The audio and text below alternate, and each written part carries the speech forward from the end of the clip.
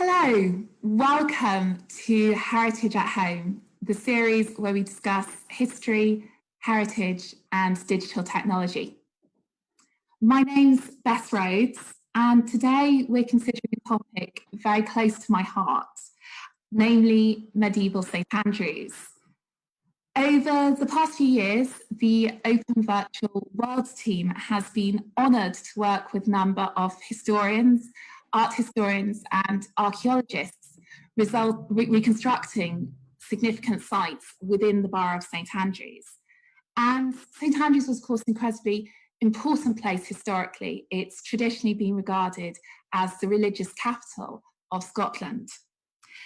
And today we've got a fantastic panel of guests to discuss St Andrews in the Middle Ages.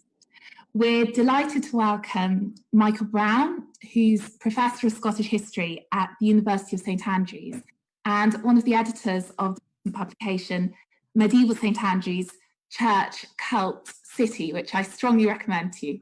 Michael, welcome. Thank you, hello. Lovely to have you here today. We're also delighted to have Rachel Hart here. Rachel is keeper of manuscripts and muniments at the University of St Andrews, so preserves and researches some amazing medieval documents. Rachel, hello. Hello, Beth. Nice to be here this afternoon.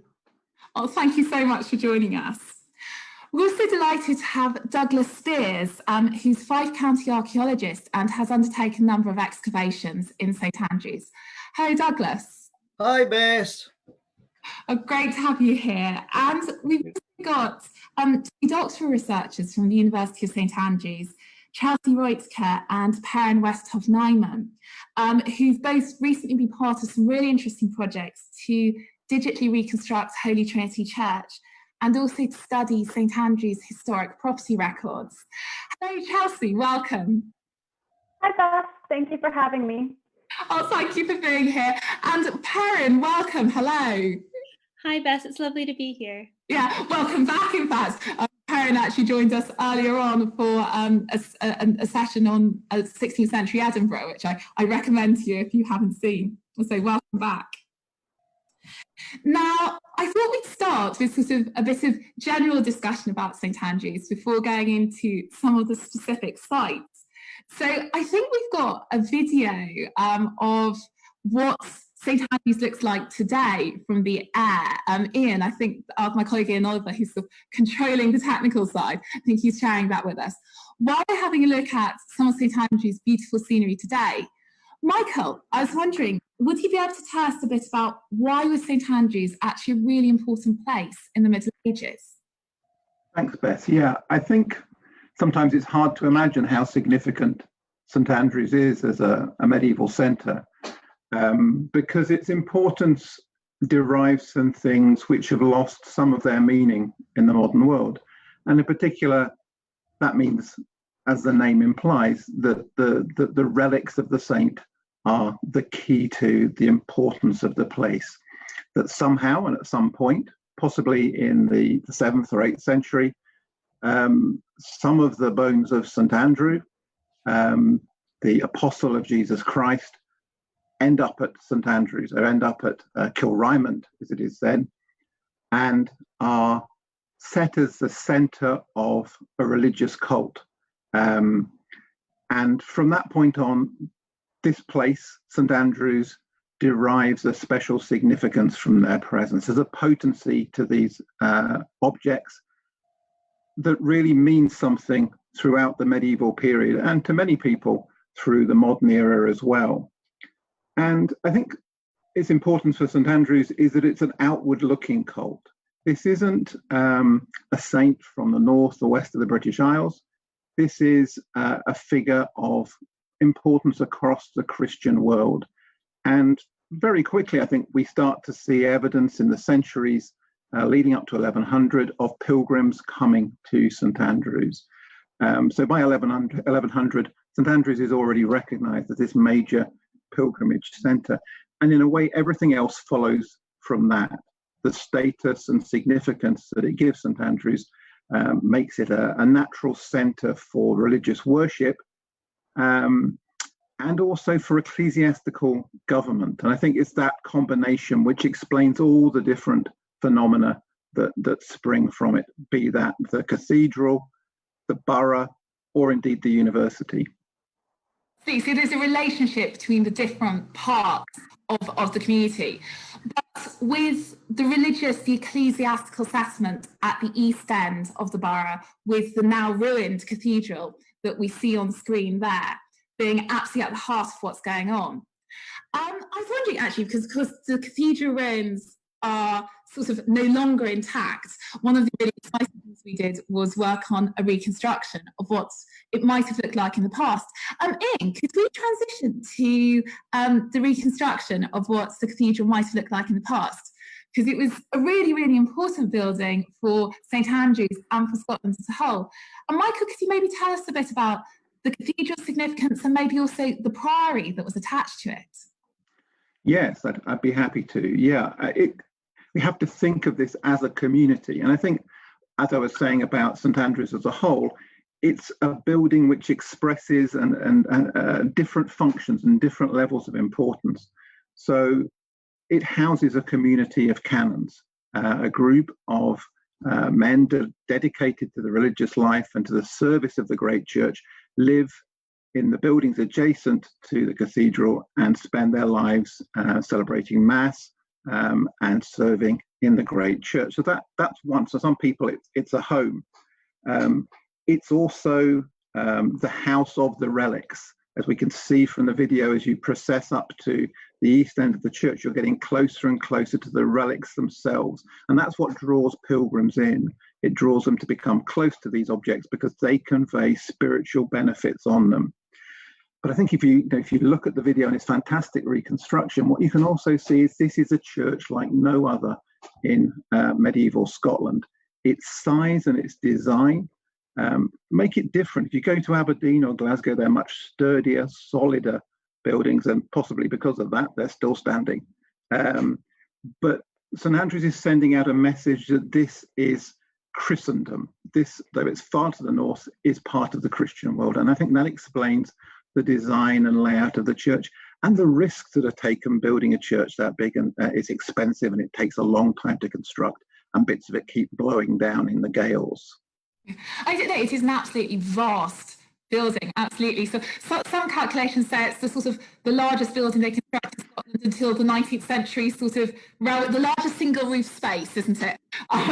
Which is a slightly more specific thing, but no, absolutely vast, very impressive. Incidentally, I think I'd like to sort of mention here our massive debt to Professor Richard Fawcett in this reconstruction. It's very heavily influenced by his research. He sadly can't be with us today, but really sort of huge tribute to him and all his work on medieval Scottish church architecture, which has been very influential. And also a shout out to my colleague Sarah Kennedy, who actually modelled the building and who models a lot of the reconstructions you'll see today. Okay, so the cathedral does look quite different now, and I think we've got a 360 of what the cathedral looks like today, with its ruins after it had certain upheavals in the 16th century and later on. And this 360, we're actually at the east end of the cathedral, up near where quite a lot of the bishops were buried. It's quite significant, both for the history of the cathedral, but actually for the history of St Andrews more generally. Michael, would you be able to tell us a bit about the bishop's role, both for the cathedral and more generally in the area? Yes, the bishops are incredibly powerful princes, both within the church and also in terms of their estates and the number of tenants that they have. So they're hugely significant politically. Their jurisdiction as churchmen covers a huge area of the Scottish kingdom, stretching down to Berwick on the southern border, almost as far north as Aberdeen, and covering the whole east of the kingdom, which in the 12th century is the heart of the Scottish realm. It's where the kings live and reign from. So these are hugely important figures, probably in terms of landed wealth, second after the king. No, so and they had, of course, a very grand residence in St Andrews, because one of the other big ruined medieval sites that I think a lot of us are probably familiar with is St Andrews Castle. Do we have a 360 of St Andrew's Castle. I think we've got a couple of those. So we've got this idea of one of the buildings the bishops are associated with is this vast cathedral, which is the cathedral where the bishop's throne is, where that's in some ways a lot of the bishop's work is associated with the cathedral. But they also have a grand residence and another sort of office at the castle. Michael, could you tell us a bit about the castle and maybe what it was like when it was sort of bustling and filled with activity in the Royal Castle Place? Yeah, I mean, we have a sense of castles, and perhaps particularly in Scotland, associated with warfare and with violence. And obviously with St Andrew's Castle, you've got the gruesome stories of Cardinal Beaton and then the siege that follows his assassination. But I think we also have to think of this, as Bess was saying, as a residence, as a palace. It's a multifunctional building that serves the needs of the bishop. It's where he lives in St Andrews. So it houses his officials. It sometimes deals with matters relating to his estates and possibly even ecclesiastical matters. But it's first and foremost where he lives. You know, it's a functioning residence. It's somewhere where his servants are bustling in and out. The town, as you saw on the last 360 video, is running, one of its main streets is running away from the castle gate. And the town, in a sense, serves the bishop's household. People are buying and selling things to meet the needs of the bishop. So he's a big employer, if you like. He's part of a service economy in the borough. And it was in some ways quite a comfortable place in some ways, with some of the sort of records we've got with sort of Cardinal Beaton's accounts. But we know they've got tapestries, they've got comfortable furnishings. And I think the corner that we've actually got this 360 from is just by a nice little sort of loggia and things. We've got the sort of remains, the foundations of that. So yeah, I think it's quite important to remember that actually some of these medieval residences, it wasn't sort of bare stone walls. It was a place which had sort of valuable vestments in the chapel, which had sort of velvet cushions, which had all of these things in the written records there.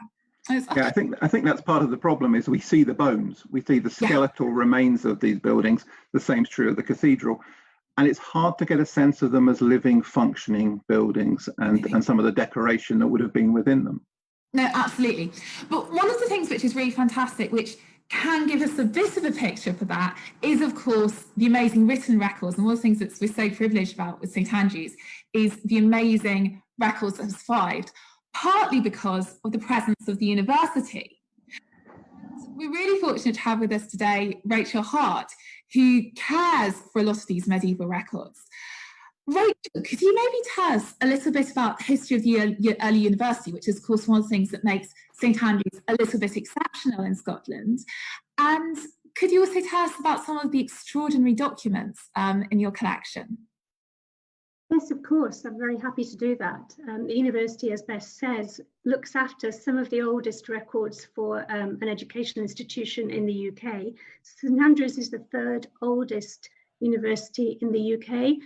It's the oldest university in Scotland, and it was founded here because of the role of the bishop in connection with the town, but also because of the existence of that community that Michael mentioned of Augustinian canons who were working together in the priory adjacent to the cathedral. The tradition of having novices to learn from their masters is the context within which the early university came about.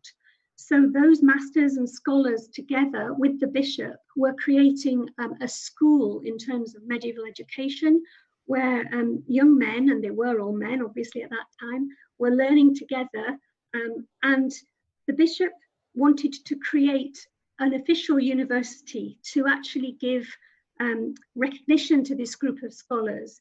And he got the endorsement of the King and Parliament of Scotland.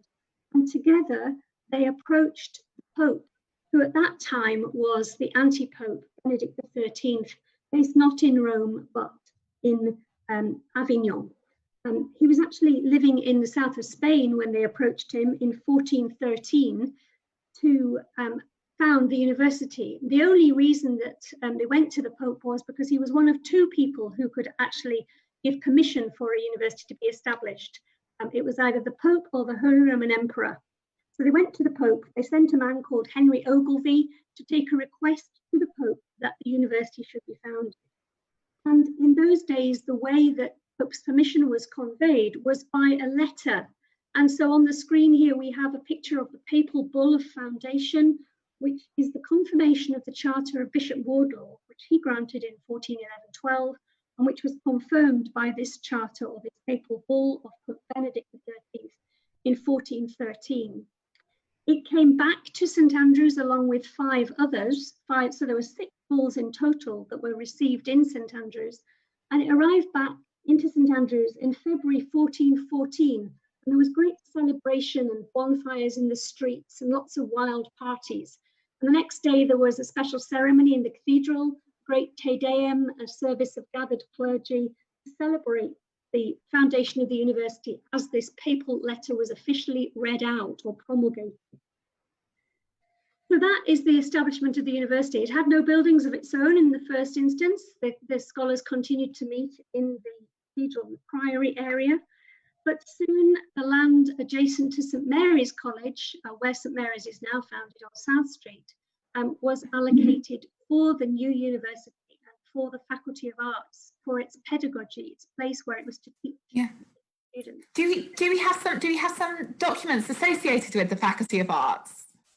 We do. The very first minute book of the Faculty of Arts, is a page here, is a wonderful document. It's written on paper. It's a beautifully bound volume. It records the activities of the first body that ran an area of the university, that faculty, the arts faculty. So it contains a record of meetings and decisions. It also has lists of students.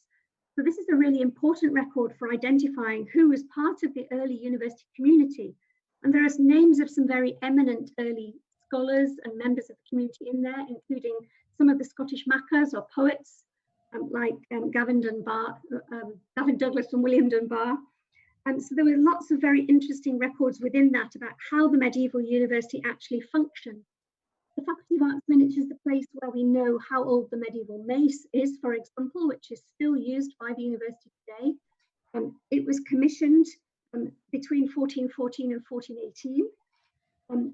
And the minutes of the Faculty of Arts also record the transference of the authority of the allegiance of the university away from the anti-pope back to his successor, Martin V.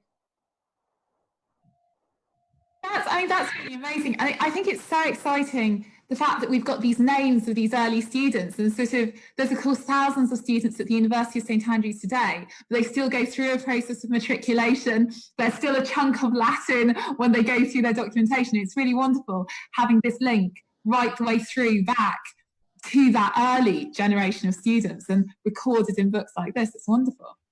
Yes, and there's a great continuity because Latin was the language of the university right through till 1747. And so even today in graduation, a lot of the language of graduation is done in Latin. So St Andrews is very proud of preserving those traditions. But the record is indeed held in Latin, and it's also in quite difficult handwriting. So these records can be quite difficult to interpret, which is why the work to kind of unpack the record and make it accessible for today is so important. And you've got some other documents because we've talked about the university generally, but by the late Middle Ages, there were some specific colleges. I know that we had, of course, College of St Salvator. We then have specific slightly later on St Leonard and St Mary's. You've got some documents to do with St Salvator's here as well, haven't you? Yeah, here's an example of one of the early records from St Salvator's College. There are really good records from St Mary's particularly. It's a bit less copious from St Salvator's and St Leonard's, but there are very, very good records surviving. So St Salvator's was founded in 1450 by Bishop Kennedy, and this is a page from the first partulary or copy of Charters book. So this is like their medieval backup drive, if you will. It's the hard copy backup copy of charters or of lists of important records. So they would copy out the most significant title deeds or evidences into a charter book like this. So they were kept for safekeeping. So if anything happened to the original document, they got a backup copy.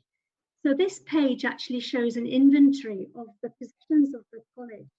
And it's got wonderful lists of vestments and jewels that were part of the college chapel's possessions. to do with the celebration of Mass in the pre-Reformation period. It also refers to the Bedel wands, so the Beadle's wands, that is the maces that the Beadles would have carried in procession, just like they do today before chapel service and at graduation. So the records of the colleges are really important, but they're only one aspect of the history of the college that was part of the university. And I think, Bess, you've got something to show us about the records of St Salvator's College, of the reconstruction. Yes, I mean, I have to say, I love this document. It's wonderful because it gives you the feeling of the furnishings. You have sort of crosses set with pearls, and you've got cloth of gold, and you've got sort of amazing that they've got a sepulchre for Easter. It's such an amazing resource for the liturgy and the furnishings of the college. And this was one of a number of documents which informed the reconstruction that we represented. Ian, do we have the video of the reconstruction? So this St Salvator's, of course, still exists today as one of the main university quads. And parts of it are very recognisable. Things like the tower is still very recognisable from the Middle Ages. Parts of the exterior of the college on the street frontage still recognisable. But actually inside the college, once you go into the quad, things have been very different. The form of the college that we now see is very 19th century, and it changed a lot. There was a lot more buildings there if we go back to the late Middle Ages. Amongst other things, there was a cloister, which we can work out the rough measurements of from where the doors are on the north side of the chapel. The cloister survived into the 18th century, when, amongst other things, Daniel Defoe visited St Andrews and said the cloister was like that at Canterbury, only not so large. And it's also, we know it's in the cloister that there were some of the altars associated with the chapel. But there's a huge range of other buildings. There was, for example, on the west side of the quad, where it's now sort of flower beds and things, there was in fact a hall which survived in sort of a dining hall, but also for teaching and things, which survived into the 19th century when it was demolished. So this reconstruction is a reminder how a place that we think of as very medieval has actually had quite a lot of different guises through the ages. But Rachel, you don't just preserve the university records, you actually hold on behalf of some other bodies some really interesting records in relation to St Andrews. And I think we've got an image actually of one of the many other interesting records you preserve to do with St Andrews. Yes, we are very fortunate that we hold records on behalf of the Keeper of Records of Scotland, public records, which would normally be held in Edinburgh, but which are sent back to the localities so that people locally can actually use and see their own records. So we're very fortunate that we have the records of the Royal Borough of St Andrews held at the university. And this means that they're available for people to come and look at in the original. So here we've got a picture of a page from the Black Book, which is one of the very early cartularies of the town. The earliest charter for St Andrews dates back to the middle of the 12th century. It's a wonderful tiny piece of parchment with a loose seal dating from the reign of Malcolm IV. But the early charters were also, just like in the university, copied into a record book. And this record book was created about 1550. It contains lots of inventories, but also lots of records relating to lands that were held by Holy Trinity or associated with Holy Trinity, so that in return for the lands and the income from them, the church would say masses or support altars within the medieval church. The records of St Andrews Town are really important because the borough itself was so significant in relation to being the bishop's town and such an important centre. So there is great depth in the borough records, and we're only just really investigating those just now. So this record book was copied out by a notary whose name we know, John Mott, or Motto, because he actually signs it. And he copied this at the request of the town council and the provost, and it includes all sorts of really interesting documentation, which has got lots of varied uses. Yeah. I mean, it is an amazing record, and I have to say, like, Perrin and Chelsea have been doing some wonderful work, actually, in particular with this rental, which comes out of the Reformation, and sort of at the Reformation, they're trying to make a list of all the different payments that have been made to the church. But at the same time, it's incredible. It gives us the record of literally hundreds of properties in the town at that point, which is so exciting. It's a really amazing document. So we're so privileged with St Andrews to have this really extensive written record. But there's also been some really interesting archaeological work done on the town. Now, we've talked about some of the religious institutions, we talked about some of the educational institutions, but there is this wider urban community. And I think we've actually got a picture of what that wider urban community looked like in the 16th century. This is the earliest plan of St Andrews, known as the Getty Map. It's held by the National Library of Scotland, and it's on their website, and I strongly recommend people go and check it out and explore it. There's hours of fun. But we're really honoured to have Douglas, to have you here with us, to tell us a bit about the borough. Could you tell us a bit about the wider borough and urban community? And if maybe also tell us a bit about the really interesting archaeological work that's been done within the town centre of St Andrews. Certainly, Bess, thank you. The archaeology of St Andrews is truly outstanding. As we've heard already this afternoon, the town stands out and excels in a number of areas, and that's certainly very true of its archaeology. It's the most excavated borough in Scotland. We have somewhere in the region of over 200 excavations in the last 30 years, and that has revealed a tremendous amount of information about the town. And combined with the phenomenal historical record, which we've heard something of today from Rachel, the two work together to produce a truly incredible picture. Now, ideally, had I the time, I would like to start right back in the beginning in the Bronze Age, because I think to truly understand St Andrews, you really have to go back into deep time into the prehistoric period, because everything is so interlinked.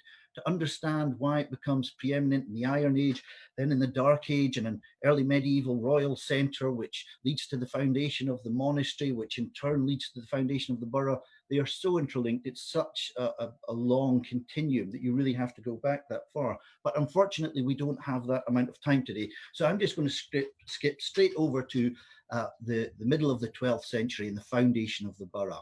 It's an Episcopal borough. It's founded around about 1140 under Bishop Robert. It's got a fantastic backstory to it, which no other borough in Scotland can compare. It really is an incredible story.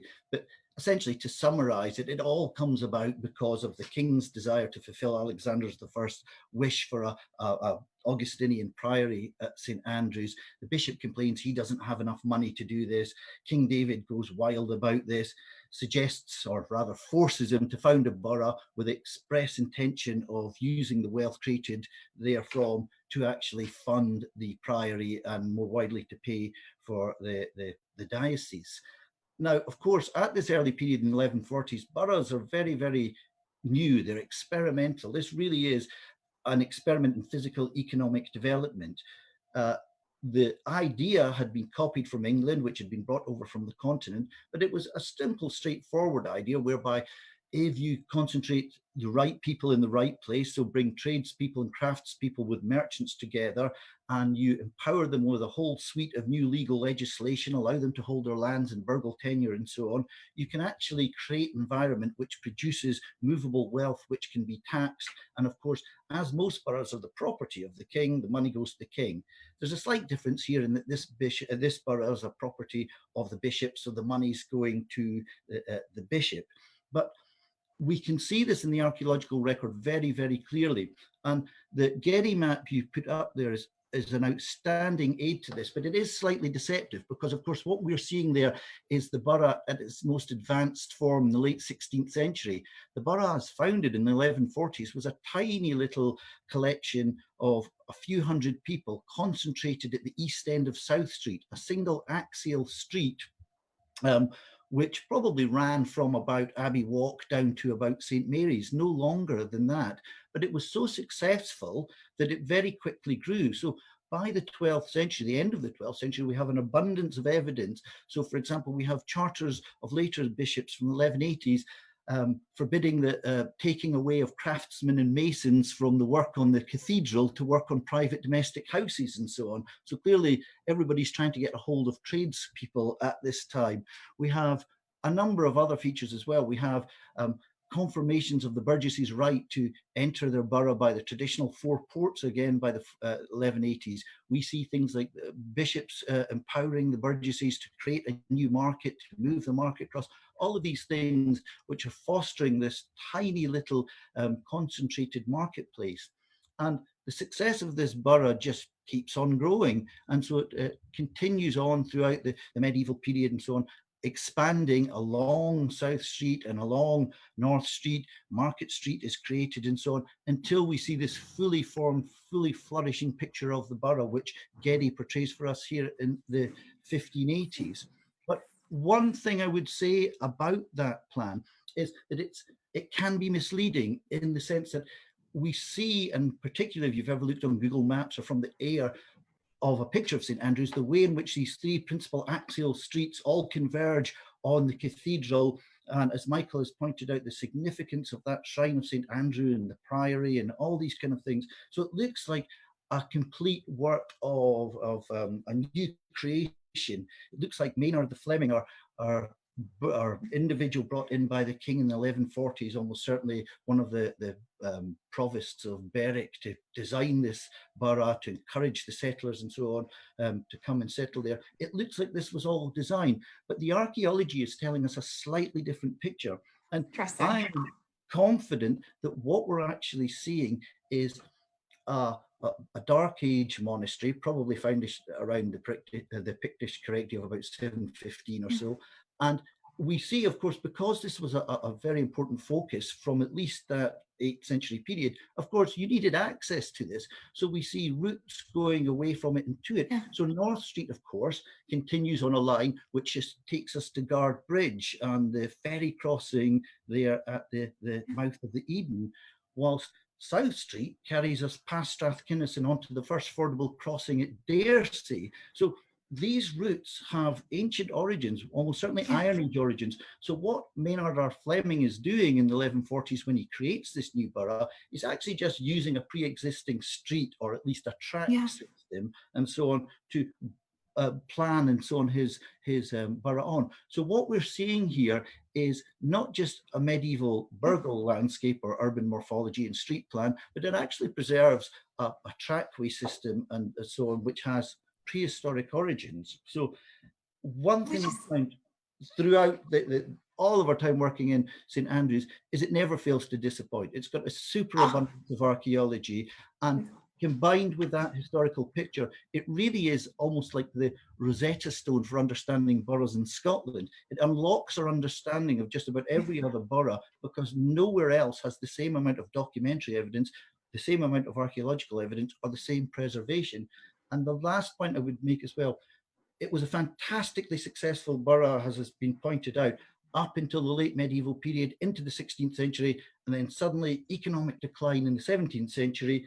Basically, it goes under. By the 18th century, you've got tumbleweed blowing through the streets and grass and so on. And it's that very failure as an economic entity which leads to almost no building pressure, such that it revitalizes itself slightly in the 19th century as a golfing and a sea bathing resort, but it's not until the 20th century that it really picks up and so on. So we're fantastically fortunate that the picture that you've got on the screen there is actually pretty much what we see today. It's almost perfectly preserved. I mean, it is amazing. I think anyone who's familiar with St Andrews, you go and look at the Geddy map and you can still navigate your way around the town centre via it. It's just incredible. It's wonderful. Now, you were talking about the evolution of St Andrews over the course of the Middle Ages, and I think that's really important to remember, that the St Andrews of the 12th century was not the same as the St Andrews of the end of the 15th century. And of course, one of the things which happened in the 15th century was there was a huge expansion and quite a lot of new religious buildings in sight. There was the 2 friaries, the Franciscan and the Dominican friary. There's obviously all the university buildings. But one of the big parish churches, the Borough Church, actually relocates and gets rebuilt. The Church of Holy Trinity, which we now know on South Street. Could we have the video maybe of Holy Trinity? Because Holy Trinity is part of this reconstruction and expansion. Douglas, could you tell us a bit about Holy Trinity and its history? And also, I think you've done some excavation work near to Holy Trinity. Certainly, Bess, yes. It's, again, another fantastically interesting story and almost unique.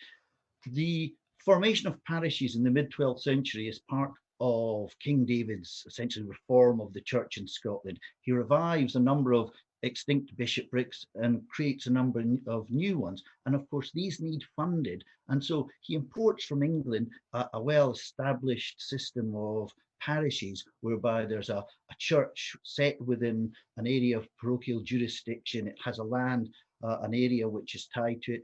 Those individuals seek their spiritual services from that mother church, and of course they pay heavily for it through everything from baptism and burial and tithes and all sorts of things. So we have the Trinity Church, the first Trinity Church, we know comes into existence by the 1140s, but it's not on the site on South Street, which we'll see in a minute. It's actually very close to the east gable of the cathedral.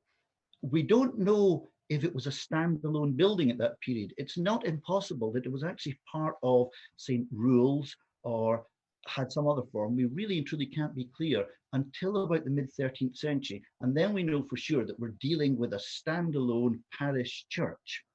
And this is the parish church of the town. It's very close to the burgesses and the townsfolk's hearts and so on. That's their church, whilst the cathedral, as the High Church of Scotland, is of course has bigger fish to fry, you might say, as with the priory. But the parish church is the burgesses, the townspeople's church and so on. So we know that it's close to the east end of the cathedral from the 12th century onwards.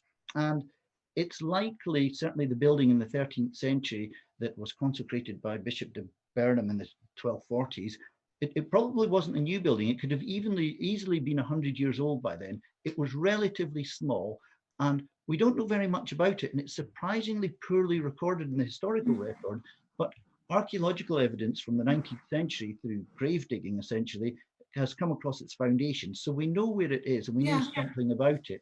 Relatively small building, probably an aisleless Norman building and so on.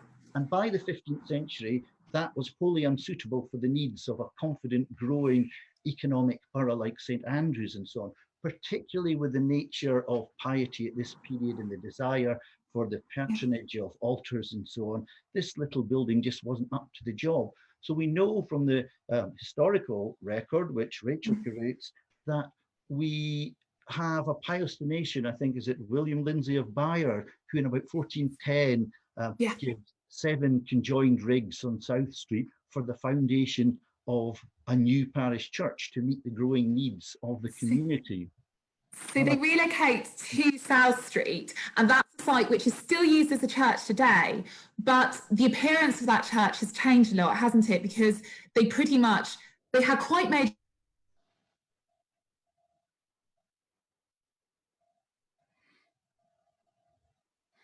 Oh, I think I've lost Bess for a minute there. I don't know if you can still hear me. Tore down most of the. We've got a medieval tower, haven't we? But most of the rest of it isn't medieval. We do indeed. The church that's founded, it started about the land I think is given in 1410, and it's quite detailed, of course. It's given for the salvation of the benefactor's soul and for that of the soul of his wife, Christian and so on. And it's land's given in 1410. They make a commitment to start work in 1411, Christmas, and by 1412 this church is consecrated. So whilst it won't be finished by then, enough of it's complete to have an altar and to have a religious dedication. And we know from the archaeology, which is coming up on the screen now, I think, that as well as it still being a building site, burial had also started on the site too.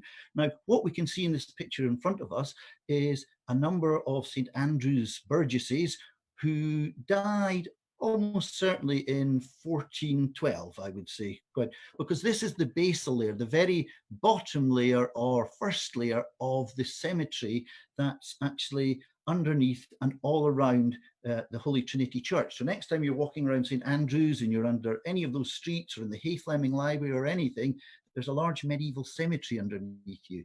So these individuals, and you can see there's a mixed collection, there's adults and children all on a classic Christian east-west alignment,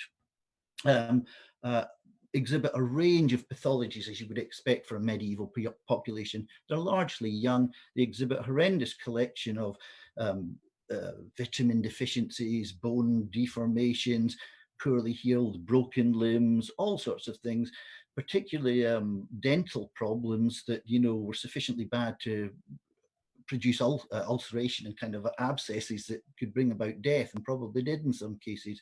But what's particularly nice about this, you can see some of the sharp triangular sandstone rock in this in the background soil matrix, and this is the waste chippings from the masons actually working on the construction of the church itself, because I doubt the church would have been actually finished before about 1415, something of that nature. But as you say, the church we see today isn't exactly the church that was built. The original 15th century church is hidden and buried inside that church, but it was so very heavily worked in the 19th and 20th century, reworked and remodeled, that a lot of its late medieval characteristics and identity have actually been lost in an overly zealous conservation job back in the 19th century. Which is, I mean, it's a shame, but it's also really interesting seeing how the building has evolved. And it's so wonderful that sort of the discussion about the experience of what the ordinary people who worship there, or perhaps the quite well-off people who manage to get buried inside the church sometimes, what the challenges and the hardships they faced. But no, you're absolutely right that obviously it's evolved over time, and one of the things that Perrin and Chelsea worked on was trying to uncover what the earlier appearance of the Borough Church of Holy Trinity looked like, which has been really exciting. And it's so exciting having the physical evidence that you've uncovered, Douglas, but also really great the visual evidence from images and from written sources that sort of Perrin and Chelsea works on to inform the reconstruction that we saw just before. Chelsea, I wonder, could you tell me a little bit about the sources you used and the sort of process you went about to get the historical information on the reconstruction of Holy Trinity? Absolutely, I would be happy to. As is true with many of the other buildings that have been reconstructed in St. Andrews so far, our first protocol is the Getty map, which we saw in large earlier on the screen. And now we're looking at a detail of that map, which is showing Holy Trinity. And what we found while we were working is that Getty is actually incredibly accurate, not just on the larger scale in terms of the street layout, but in very minute details that, again, I will repeat Bess's recommendation to go to the NLS website and look at the map. You can zoom in quite far and see some of these details that I'll be mentioning. We found, for instance, that Getty includes a crenellated lead roof that we found is actually there, confirmed by other records. My favorite detail is there's this odd shading on the front, which we started having a working hypothesis that maybe these are stairs. And I'll come back to that hypothesis a little bit later. Now, Getty is a wonderful source. However, there are also some difficulties in working with him. He often will use forced perspectives to show the details that he wants, and he exaggerates certain aspects and simplifies others, such as the height of towers, or as Perrin will go into, the number of buildings on a street. So we have to turn to other options as well. And one more thing I should mention while we're still looking at this Getty image is that while it is very close to the time period that we're trying to reconstruct, this is also a post-Reformation map. So there are changes that are occurring. And I guess a shout out as well to, this is where John Knox gave his famous speech. So it is very much a church tied to the Reformation. Absolutely. So sort of after it's in the Holy Trinity where a lot of the discussions and preaching associated with the Reformation of St. Andrews that changed St. Andrews from being a Catholic institution to being a Protestant community, a proudly Protestant community in the 16th century happens. And they stop using the cathedral as the focus of worship, and the Borough Church becomes the focus of that worship. We've got another picture of it post-Reformation, haven't we? Yeah, do you want to tell us a bit more? Yes. So this is by John Oliphant, and it's from 1767. So we've jumped forward about 200 years, and already the view that we get of the parish church is so different. And that's one of the struggles that we dealt with, is that we are walking back from many centuries of reconstructions, including a much more recent Edwardian, almost complete reconstruction. of the church, which is why we have so few of it that is so original to that earlier time. But we can still get a lot of use out of these images. So this Oliphant image in particular really helped us in figuring out where was the entrance to the church, where was that doorway? And it also put into context some of that forced perspective that I mentioned that we had with Getty. So he very helpfully is giving us a slightly different angle to the front of the church. We also get a slightly better approximation of the height of the tower. And again, as Perrin will go into later, we get a little bit of hint about the street. So with these reconstructions, we're constantly going back, taking new information from these same images. We have some really interesting stuff to do with the windows here, don't we? Because they've been partially blocked up in the post-Reformation period, but we can still see bits of the medieval tracery preserved, which is really exciting, sort of both on the south transept and also on the sort of right at the eastern side. We can see the bits of tracery, can't we? Even though they've also got shutters and other things have happened. Yes, absolutely. And one of the crucial steps as we were going through this reconstruction was taking mock-ups. And in this case, Bess and Perrin's drawing skills came in really handy. And we would take some of our working theories and sketch out the church and try to see, do all these theories work together? And then use that as a further stepping stool to say, oh, we need to investigate this corner more, or, well, this doesn't quite work out, so we need to look into more details, more comparisons, more sides of the church.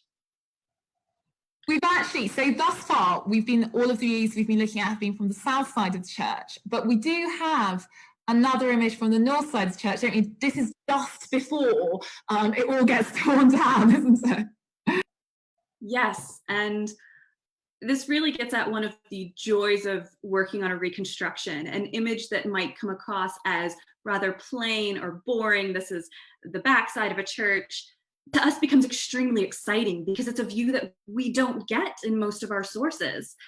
Again, we get a whole other perspective on this tower, and we get to compare the remnants of the windows here to those remnants that we saw in Oliphant and the remnants that we saw way back in Getty. So we can start compiling this information with, we know so much changed, but what hasn't changed? And so it all starts building together. You did some interesting comparisons with another church, which actually really clarified something which we've been wondering about on Getty. But when we compared it with another church, do we have the image of a church that we also did some comparisons with? Yeah. So this is John's Kirk in Perth. It's the big borough church in Perth, and this is an 18th century image of it. Do you want to tell us a bit, Chelsea, about your discovery and why we thought this was a really interesting image in relation to Holy? I would be happy to, yes. So I mentioned earlier that there was this faint squiggly line on Getty, and we started wondering if this is a staircase. Would there be stairs there? Where could it be leading to? Possibly a meeting room. And I will admit that I became quite obsessed with this concept of stairs. I really wanted to prove there were stairs.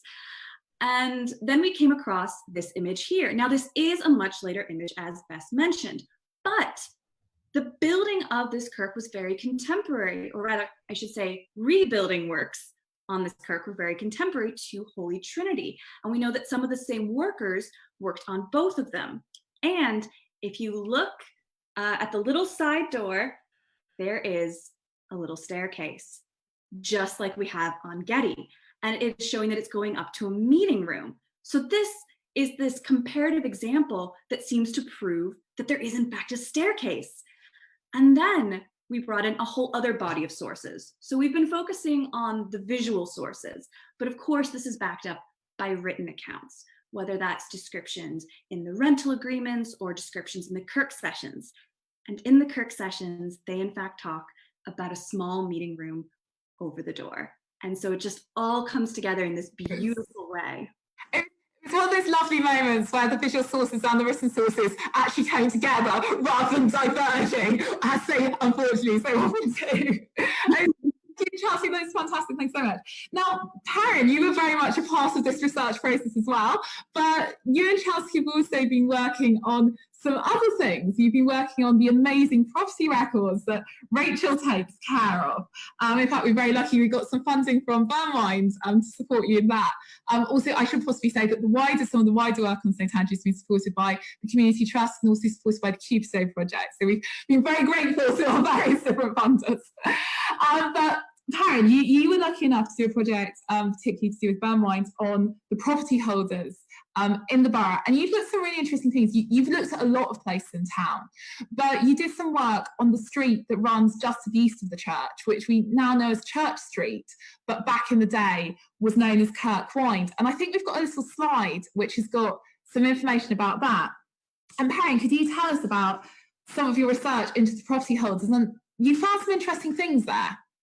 Absolutely, yeah. This street was really interesting, and I should say on the slide we've got sort of slices from two of the documents that you saw in full already, the Getty map and the Oliphant image, and then also an ordnance survey map from the 19th century, and I'll explain how that's useful. And then you've got two lists of names, and this is one of the reasons that this street was really helpful to us, is that we have these two complete runs of neighbors compiled from mainly the Holy Trinity rental that Rachel was talking about earlier, but also a number of other sources of property records that tell us everybody who lived in a row along this street, not just at one moment in time, but actually at two moments in the 16th century. And that's incredibly useful to us. So we have in 1525 is the top list. And then in 1569, not all of these transfers are happening right at that moment. They may have happened a little earlier, but we have, as you can see, an entirely new set of property holders by this point. And for many of them, we know the costs of the rents that they were paying. And so that can help us learn a bit about these buildings. Now, like Chelsea was talking about with the church itself, we need to interpret images that show a changed set of buildings later in time. And the medieval property boundaries, as we've mentioned in St. Andrews, are remarkably consistent, which is extremely helpful, that although the outsides of the buildings have changed in many cases, we can still find in many cases where those original buildings would have been or where they have been subdivided. Now, Getty shows, as you can see, 4 buildings along this street, but you may note that we have 9 property holders in both of our lists. So this was a problem for us starting out. Now, subdivisions, from our research elsewhere in town, we know that subdivisions were actually happening quite a lot by the 16th century. I think more than we really expected. Yes, in some cases, in particular, we were looking at the corner of Abbey Street and South Street and finding that there were places with extremely complex sets of subdivisions. So there's one memorable property where what had been a single property was subdivided in 2, so an inner tenement and an outer tenement, and then the outer tenement had been subdivided into 4, so 2 upper and 2 lower tenements with multiple people living in each of those. So sometimes it's very difficult to get a sense of where everybody actually fits within that.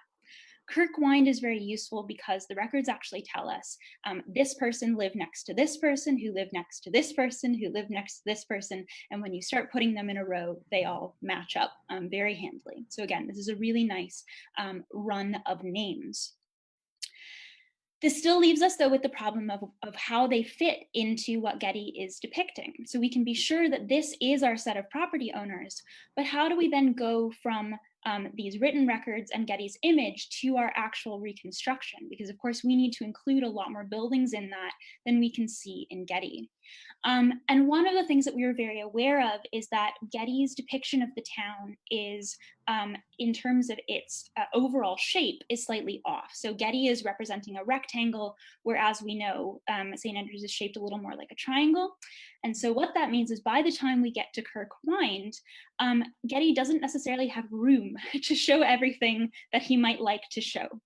And so from elsewhere in town, what we're guessing is that he kind of chooses the most striking aspects of architecture on a given street, the things that people would be likely to recognize from going along there, and he includes what he can fit of those.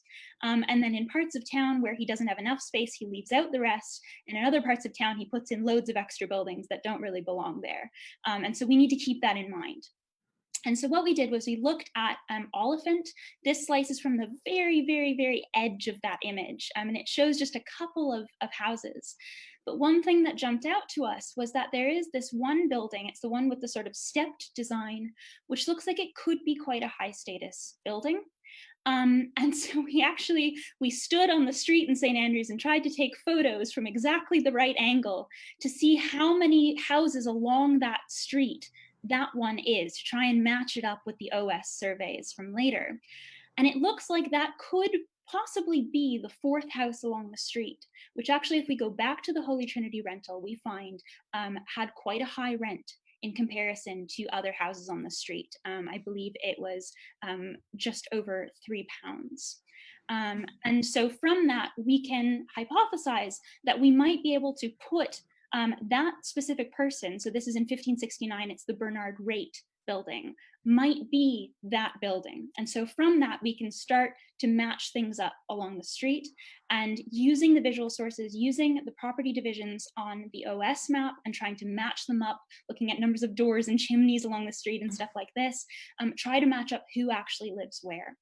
And in the process of doing this and looking at who transferred to whom, we found out quite a lot about patterns of property holding in this area and in the town overall. And I wonder if Chelsea maybe wants to comment on that. Yes. So one thing that might be clear in this image is that we have a massive shift. So we do have some streets where it completely changes over and we realize that people are moving around quite often.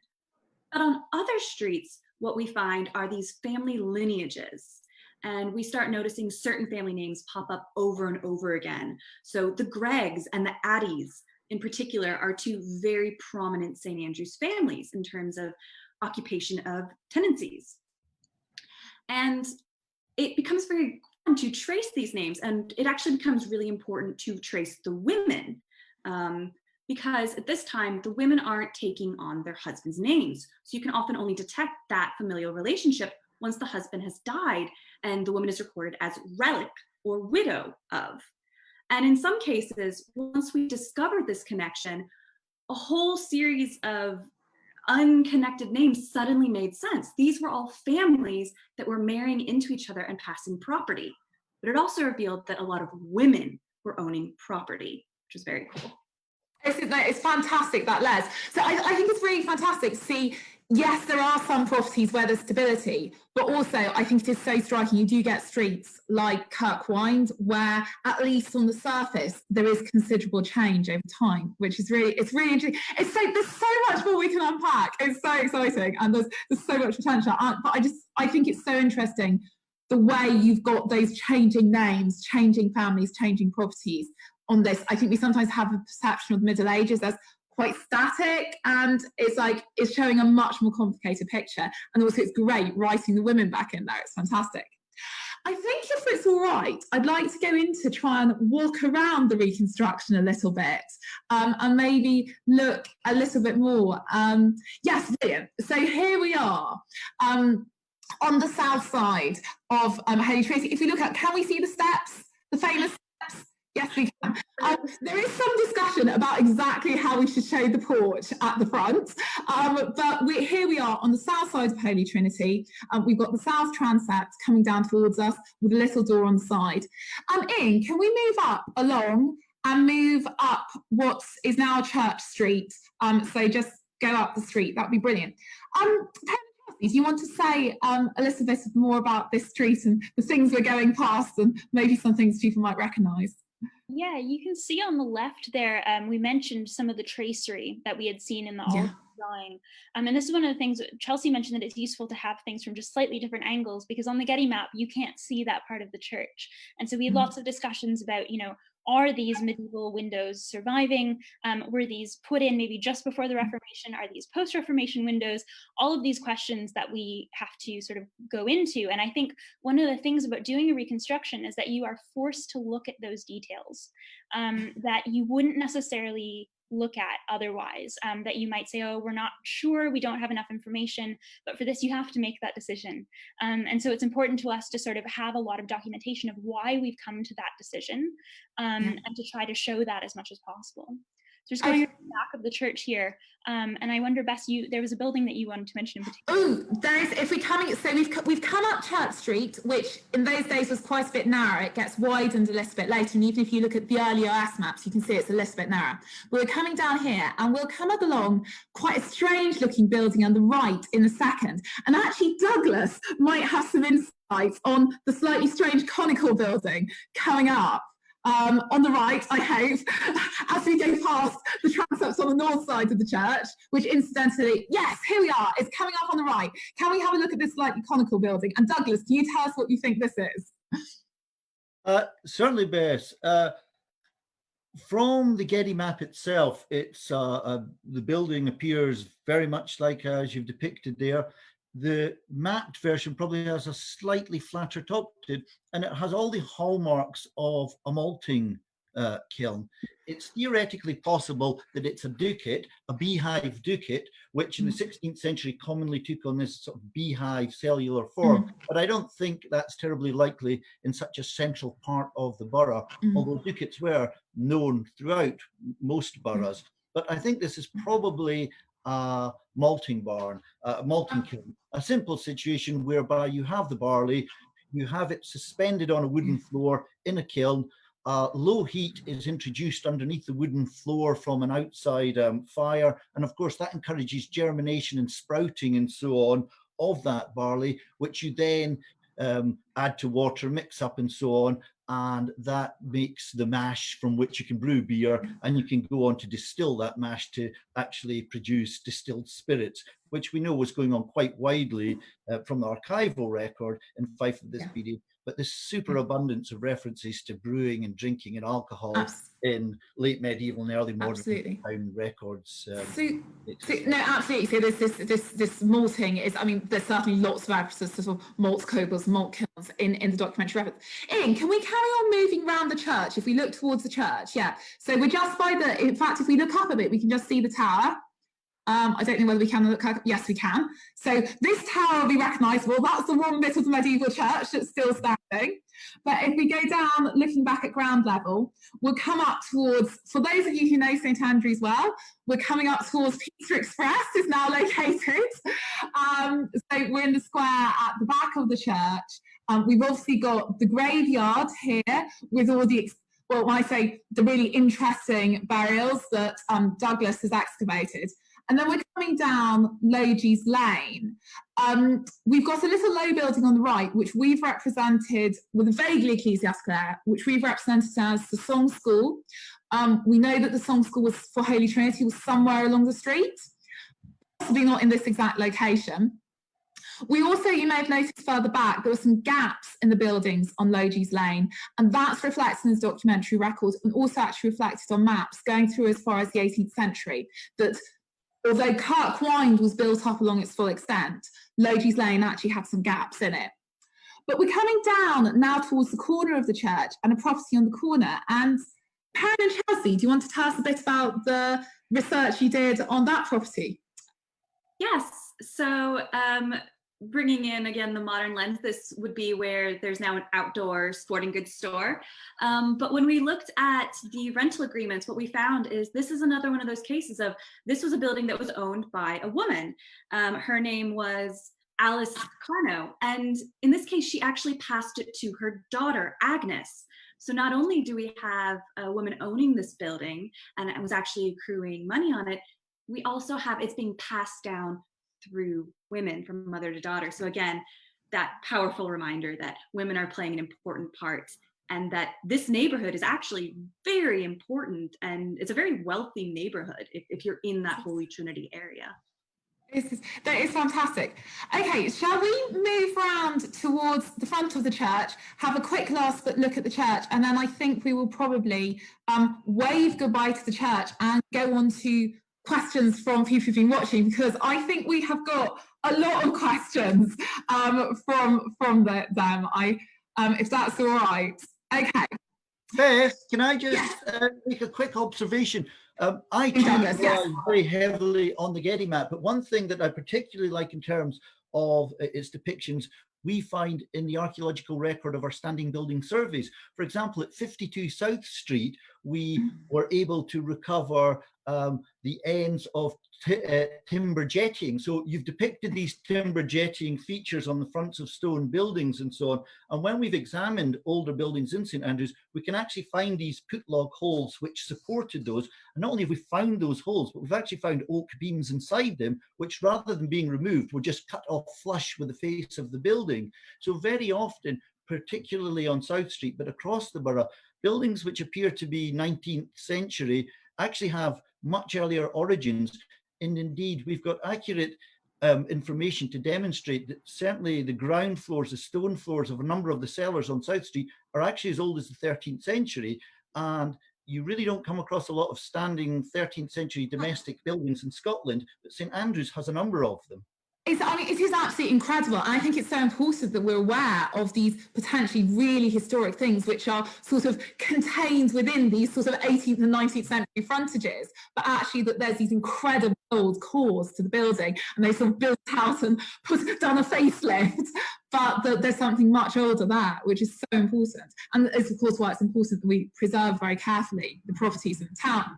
Now, we seem to have got actually a lot of interest on Facebook and a lot of questions, which is really exciting. Now, I'm going to start off with one, which I'll just answer really quickly, which is, do we know if the cathedral has a square tower in the centre of the cross layout? And my understanding is, yes, there is. There's evidence. There is definitely references to towers, and there is also evidence from the piers, is my understanding, of support for towers. Brilliant. Alan, are you moderating questions or shall I? Feel free to go ahead, Bess. I'm looking here now, but if you've got some... Okay, so I've got a question. Michael, do you mind if I field it to you? We've got a question about pilgrimage to St Andrews, sort of bit of a general question about pilgrimage, but also a question about, was it primarily a summer activity, given the sort of weather we had up here? And also about his feast day on the 30th of November. Yes, it'd be nice to answer that 100% confidently. We know about a lot of pilgrims coming to St Andrews. We don't have enough information to be really certain about the spread through the year.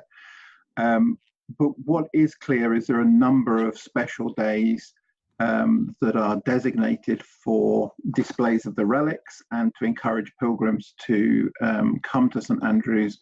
There's an indulgence, I think, in 1290, for example, from the Pope, specifically for the Assumption of the Virgin, which is in the middle of August. And that would kind of fit in with what the questioner, I think, is implying, that maybe the 30th of November is not the best day to pull out the crowds in St Andrews. So, you know, they do quite well these days when they put things on in late November. I suspect a lot of the pilgrims, in any case, are from Scotland or Northern England, and rather than from, say, the continent of Europe. There may be people who are visiting Scotland for other reasons who come to St Andrews. As part of that, we certainly have examples of that. And late September, I think there's another date, which is the arrival of the relics.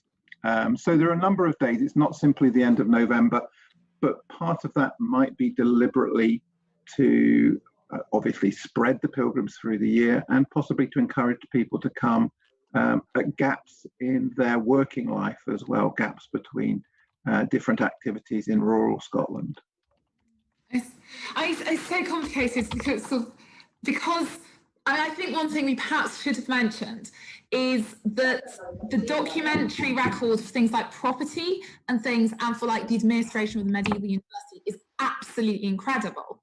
However, there was some destruction at the Reformation of some of the sort of liturgical documents and things to do with sort of the religious activities of the church. There is some reference to, for example, being burnt. So maybe our picture in the documentary record is sort of skewed towards money and buildings and things that had a relevance to people later on, and maybe some of the religious activity of the Catholic Church maybe isn't as represented in documents as it could be. Maybe, I don't know. We've got more questions. In fact, in relation to it, I don't know whether Rachel or Douglas, I don't know. We've got a question about whether any of the later documents edit out the early history of St Andrews, whether or not the later medieval and even post-Reformation documents edit out the story of the Caldees, the story of an earlier history of St Andrews. I don't know who wants to take that on. Okay, so I would say that any archival evidence is really an accident of survival from this period. So it's actually very difficult to judge from what exists now as to what the full range of record sources was back in that period. People would keep things that were of value to them because they felt they were going to need them in future, which is why title deeds typically survive, and why in a cartulary people would copy out the evidence of rents or income or things that they were to their benefit, so that if there was ever a dispute, they'd got a record which they could then appeal back to as evidence. But obviously people choose what to save, they choose what to keep for posterity, just like we do today. So yes, I say that there could be conscious editing out if somebody decided they didn't want to keep particular evidence, but equally it depends who's keeping the record and why it was kept and where it was kept as to whether it survives or not. There's only one of those 6 original papal bulls to survive, and that's the one that was kept in the custody of St Mary's College, which community stayed on its own site right the way through its history. It's quite possible that they divided out the bulls across different parts of the university, but because St Mary's stayed where it was, that was the one that was kept and the one that survived. Douglas, you're very interested in the early history of St Andrews. Do you want to say anything about? Well, I would say, Bess, I think that when it comes to writing records, if they're not just straightforward notarial instruments recording the transfer of a property, if there's anything with any kind of subjective input, there's a huge amount going on in terms of what is written in and what is written out. Mm-hmm. Now, the history of Scotland and St Andrews as the focus of the High Church of Scotland in the 12th or the 11th and 12th century, and the long-running battles with York over York's claims for kind of power over St Andrews and so on, is such that we see a couple of documents in particular the foundation accounts, A and B accounts of St Andrews in the very early 12th and the century and perhaps about the 1130s, 1138. And we can see some very conscious writing in these documents of the recreation of false past histories and so on. So when documents, particularly medieval documents, include a point or something, it's very often a manufactured point to fit the views of the individual writing it. So certainly, I think we see a lot of evidence of material being written in and written out of history.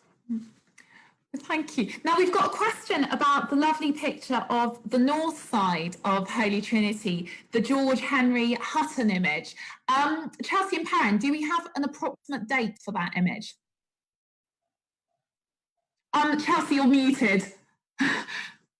Yes, so we know that it's from about the 1790s. So we don't have an exact date, but it's about 2 decades after the Oliphant image and well before the massive Edwardian reconstruction. So it just predates the sort of the reconstruction at the start of the 19th century. It's just before that. It's part of, again, actually, it's one that you can find on the National Library of Scotland website if you want. Hutton actually did a whole series of sketches and paintings of Scottish historic sites. And we're really, really lucky that he did this drawing just before Holy Trinity has major change. So it's really, really interesting. One thing to say is, you can see from it, they've blocked up a lot of the medieval windows, but you can see the edgings of them quite nicely in that. But Holy Trinity appears to have lost its north transept, but there is written evidence for the north transept. Even more, there's evidence of a north transept on Geddy and on Gordon of Rothieme, which we didn't show, which is a 17th century plan. So there has been change, but there's obviously still medieval elements of the architecture preserved in this drawing that were then lost by what people did in the 19th and early 20th centuries. So, we have got a question. I think I might send this to Michael, if that's all right. It's about the Augustinians in Scotland and sort of how significant were they, how widespread were Augustinians? Is St Andrews weird being an Augustinian friary? Yes, it is. It's weird because almost all the other cathedrals in Scotland have what are called secular canons, so ordinary priests who live separately and are also responsible for a parish. So St Andrews is odd in its cathedral being a monastic house, having essentially people living together in a community. And that's what Augustinians are for. It's a rule set up so that clergy can run important churches collectively, and it is used in other places in Scotland. So I think Restennet Priory in Angus is an Augustinian house, and there are a number of others. And I think Iona is actually an Augustinian nunnery founded in the Middle Ages there. So it's not unique, but it's unusual for a Scottish cathedral to have a community of Augustinian canons. Yeah, no, it's just interesting. So and quite a lot of things, St Andrews has its own take on things. So you find we've got a reference. Somebody coming back to malting. We've got Jane Ann Liston has suggested that Brewster's Wynd is one of the old names of College Street. Now, I know that College Street is often referred to as College Wynd in the Middle Ages. I don't know, Rachel and Chelsea and Perrin, do any of you have any further thoughts on old names for College Wynd? Sorry, throwing it brutally out to everyone there. What I will say is College Wynd is definitely a name that's used in the Holy Trinity rental from the 1560s. So there may have been other names for it, but College Wynd is definitely quite entrenched in the 16th century already, which is interesting. Some of the other ones which are sort of, there's other ones which do change. Things like Crails Lane isn't always called that. So there's obviously famously Union Street, where the Buchanan Lecture Theatre is, that famously was Foul Waste. So there are some definitely very changing. I'm really interested by the suggestion of Brewster's Wynd. I will look it up and see whether we can find it in our sources or not. That's really cool. Right, so we have got we've got a question for Perrin and Chelsea. It's a question of sort of, have you found differences in different types of land holding to do with properties and different types of ownership, which I think you have. I'm happy to also talk about, but I think we have. And also a question, were you surprised by how much you were able to find? I don't know, Perrin and Chelsea, I don't know which one of you wants to go with that one. Well, if I can really quickly comment on the last question, I've actually just had a look in our database, and I'm not finding, at least in our 15th and 16th century accounts, a reference to Brewster's Wynd, but I do have, for instance, Buckler Wynd and a couple of other variant names. So it's certainly possible, but it's not something that I have in our current database. So it's definitely, we'll look out for that in the future. I think we definitely have found a number of different types of property holding.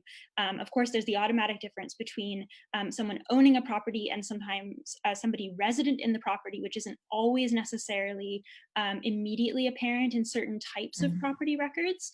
And so when we're talking about subdivisions and the complexity of who actually is in some of these properties, that's definitely been something that we've had to kind of sort through.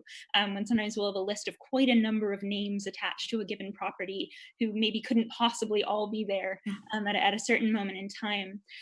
We also have quite a lot of people who are practicing industry, some sort of business in a property, and may also have a residential property nearby. And sometimes we know that somebody else owns the building that the business is in.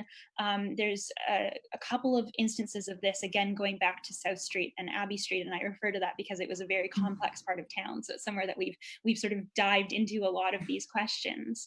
And maybe I'll pass it over to Chelsea because she did a lot of work on the networks of people in those areas.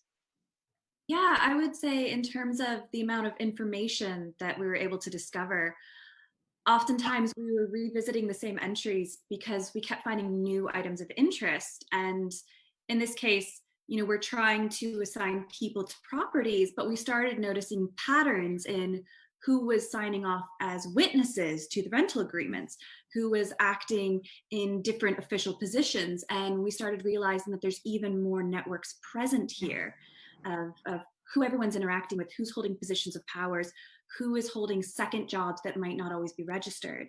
So there's almost this beautiful abundance of data, especially in these rental agreements. So everyone can find something in them. It's so true. I mean, you guys have done incredible work, but we've really only scratched the surface. And I think something to be aware of is that maybe modern concepts of ownership are maybe a little too simplistic for the situation we're dealing with. We're dealing with a situation where, okay, it's maybe one family that's primarily responsible for it, but they still have to pay their little borough firm of maybe a few pence, the bishop, and then they've perhaps got a whole series of rent charges, which actually don't necessarily imply ownership, but they are payments they need to make. Like maybe they need to make a payment to the altar of St. Fergus, but they also need to make a payment to the altar of the Blessed Virgin Mary. And if they don't pay these sums out, they could be prosecuted. But it doesn't mean the altar of St. Fergus or the altar of the Blessed Virgin Mary own the property. It means that they've got just rights concerning it. They've got rights to those specific payments. It's this really complicated layers of rights, which is so complex, but gives you this amazing window into whole sections of society that perhaps otherwise we'd overlook. I wonder, Bess, if I could just chip in with a little bit of an observation from an archaeological point. Yes. We're all familiar with the traditional medieval layout of a rig, whereby you have a long strip of land. At the front, you have what's known as a foreland, an area for your stall or your booth on the street front to trade. Slightly inland of that, you have the inland where your house is, and then backland where you have your cows and chickens and farming goings on and all sorts of things. Well, what we see hugely in the archaeological record from the study and survey of standing buildings in St Andrew is that in the late 15th century, particularly in the 16th century, most of the street frontage properties still have this foreland, which you'll see mentioned in seasons all the time. They talk about properties with a yard 4 in back and so on. But what we see is in the late 15th century and into the 16th century, very quickly, within just a few decades, almost all of these foreland areas are actually built on. So they actually bolt on a new building to the frontage of an existing house. So in many of the older buildings on South Street, if you walk in the front door off of the street, you're coming into a 16th century building, and then the very first wall that you actually meet is then very often a 15th or a 14th century wall, which was the original frontage. So in the property record, you suddenly have a doubling, a quadrupling of the number of people living on one site. And so that's very often how you can get these huge numbers of people, but yet they all seem to live in one property because the tenements are broken up front and back and upstairs and downstairs, leading to huge populations on one single, what would appear on Geddy to be one single house. It is, that's really, do you know, Douglas, that's really helpful, bringing in that sort of archaeological perspective on the tangle that sort of Perrin and Chelsea have been discovering in the property records. Could I jump back in? I noticed. Go for it, Perrin, I noticed there was a second part of that question, which was whether there were any buildings that we found more information for than we might have expected. And I think that was something that was really exciting at a couple of points where there were buildings that we could tie directly to buildings on the Getty map. And like, obviously there are some property records that we know a lot about, but we maybe know which side of a street they're on or what general block they're in, but not exactly where they are. But there were a couple where, for instance, they'll mention, say, a turnpike stair, and we can find that on Getty. And then we know that the next door neighbor, over the course of 200 years, we know in some cases every person that building passed between. We know what they were paying in rent. We can figure out who their families were. We can figure out sometimes their siblings and their siblings' families. And the more, you know, we're just scratching the surface of what we can do with these records.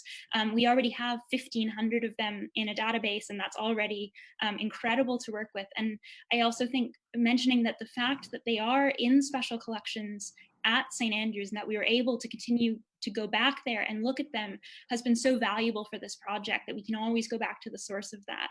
It's incredibly rich. So I'm sure there will be more buildings as we go that we'll find way more about than we ever could have thought.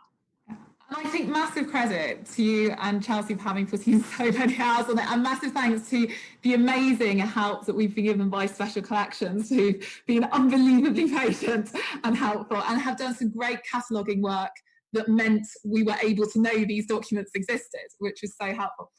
I am so sad because I think we could carry on talking all evening about medieval St. Andrews, but I think we're going to have to wrap it up. But I want to say thank you so much. You're so great to get everyone's different perspectives. And thank you, Michael and Rachel and Douglas and Perrin and Chelsea. Really appreciate you taking the time to do this. And thank you everyone who's watched and submitted questions online. We're so grateful. There are so many more ways you can find out about medieval St. Andrews. Obviously, you can, when it's safe to, you can visit the heritage sites again. A number of our reconstructions are available online, in particular on our Vimeo accounts. If you're interested in reading more, I would suggest Michael's publication on medieval St. Andrews Church Cult City. Definitely a good read. If you want to read about what all went wrong for St. Andrews, I did a book called Riches and Reform, which looks at what happened financially to St. Andrews at the Reformation and kind of actually what happened to a lot of the church properties then. Special Collections have an amazing website, and I can strongly recommend their image website. You can obviously search their collections for manuscripts, which are incredibly helpful, but they've got an amazing photographic archive which actually also has the Oliphant drawings in it, and has some really early pioneering photographic records of St. Andrews from the early 19th century, which can show you sort of the changes that the late Victorians made to the town, which were quite considerable.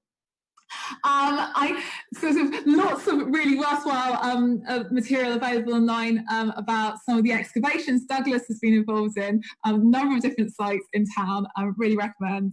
And we are also going to be doing an upcoming project which we have just started to digitally reconstruct and research the area around the marketplace, so the area near where the toll booth was, the wide section of Market Street, which is called the commercial heart of the borough. We're just doing new projects on that, and later in the year we hope to have another Heritage at Home on that section of town specifically. But in the meantime, thank you so much for joining us today, and hope that you'll join us for future Heritage at Homes. Thank you very much. Take care. Goodbye.